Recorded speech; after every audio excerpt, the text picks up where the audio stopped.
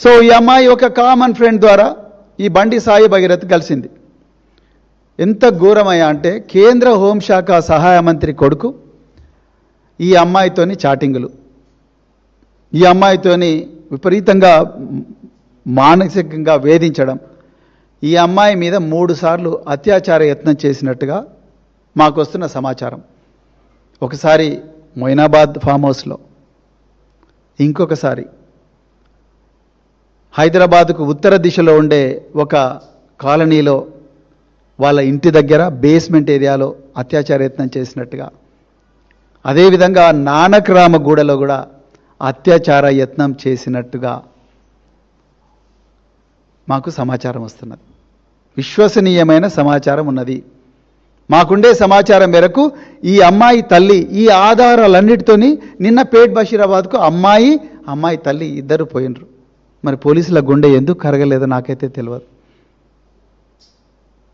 3 సార్లు మొయినాబాద్ ఫామ్ హౌస్లో అయితే డిసెంబర్ 31 నాడు రాత్రి, అంటే ఆ సంవత్సరానికి అదే చివరి రోజు, న్యూ ఇయర్ డే సెలబ్రేషన్స్ జరుగుతూ ఉంటే రాత్రి వాళ్ళు తాగే డ్రింక్లో మత్తుమందు కలిపి ఆ అమ్మాయి మీద అత్యాచారం చేసిండ్రు అనేది complaint.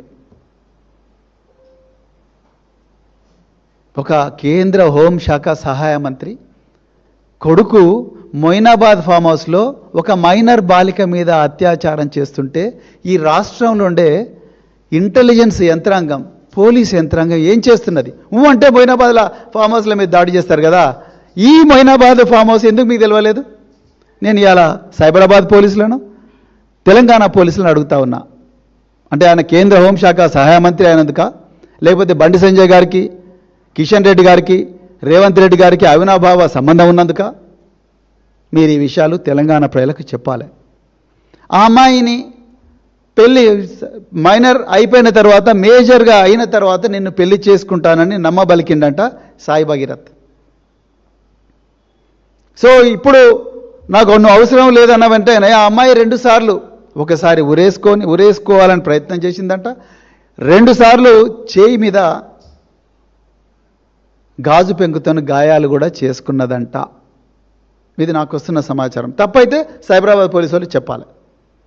Because we don't know the facts. I got the information through my own sources. నాకుండే విశ్వసనీయ వర్గాల మేరకు నాకు వచ్చిన సమాచారం. ఇది తప్పైతే మీరు తప్పని చెప్పాలి. దాని తర్వాత